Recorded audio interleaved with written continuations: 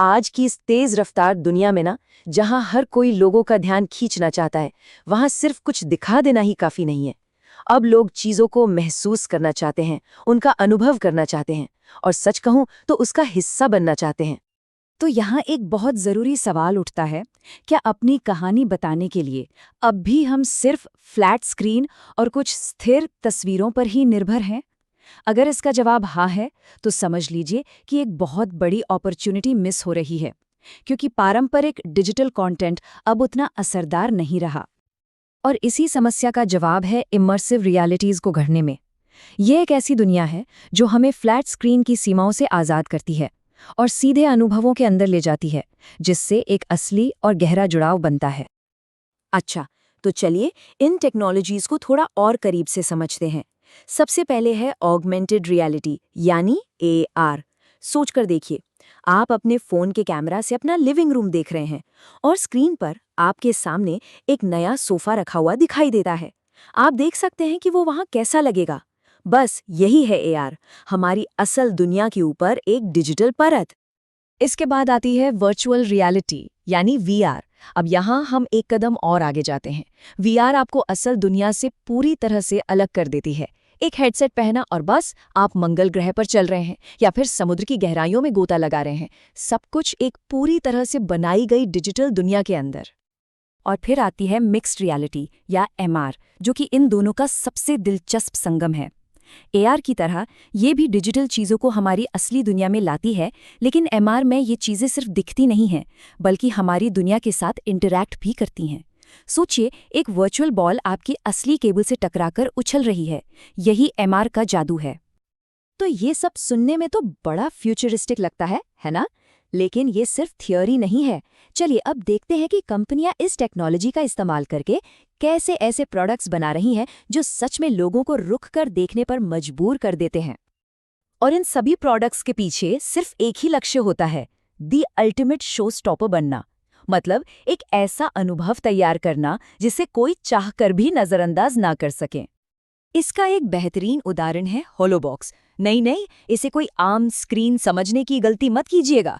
ये तो एक जादुई बक्सा है जो 3D में प्रोडक्ट्स को ऐसे दिखाता है जैसे वो सच में आपके सामने हवा में तैर रहे हों। आप उनसे इंटरैक्ट कर सकते हैं, उन्हें हर एंगल से घुमाकर देख सकते हैं। यही तो मार्केटिंग का भविष्य है।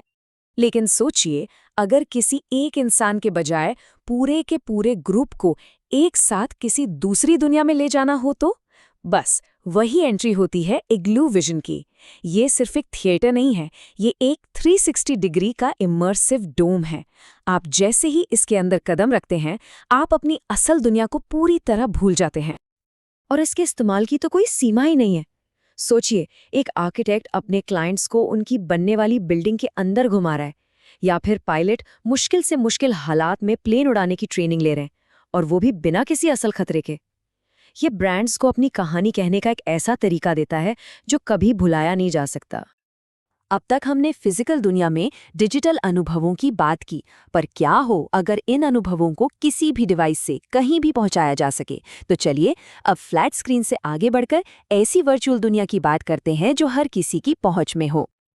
यहाँ सबसे बड़ा बदलाव सोच का है। देखिए, पुरानी 2D वेबसाइट्स ऐसी थीं जैसे किसी दुकान की खिड़की से अंदर झांक रहे हो, जहां आप सिर्फ देख सकते थे, कुछ कर नहीं सकते थे। लेकिन आज के वर्चुअल स्टोर्स और 3D वॉक थ्रू आपको सीधा दुकान के अंदर ले जाते हैं, जहां हर चीज को छुआ, महसूस किया और अनुभव किया जा सकता है।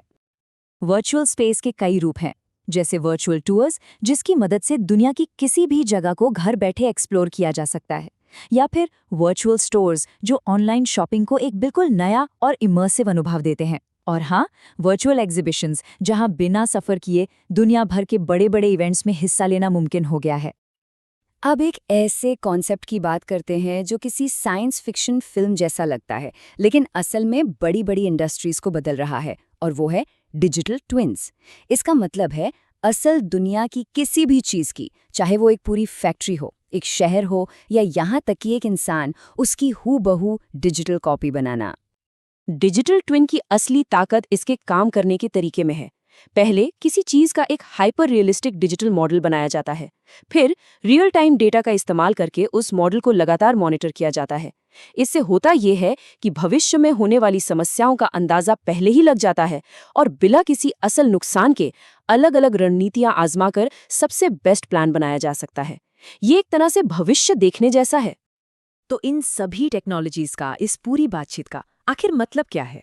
इसका सार बस इतना है कि आने वाला वक्त जानकारी का नहीं बल्कि अनुभवों का है। लोग शायद फैक्ट्स और आंकड़े भूल जाएं, लेकिन वे ये कभी नहीं भूलते कि उन्हें कैसा महसूस कराया गया था, और इसीलिए ये बदलाव इतना ज्यादा मायने रखता है।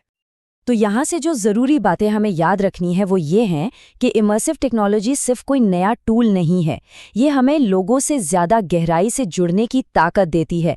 ये बेहतर और तेज़ फैसले लेने में हमारी मदद करती है।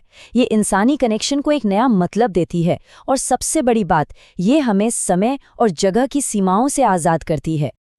तो आखिर में ये एक सवाल हमें सोचने पर मजबूर करता है। अगर हम किसी भी अनुभव को डिजिटाइज कर सकते हैं, चाहे वो खुशी हो, रोमांच हो या कुछ सीखना हो, तो इसके बाद क्या होगा? भविष्य की संभावनाएं शायद हमारी कल्पना से भी कहीं ज्यादा हैं।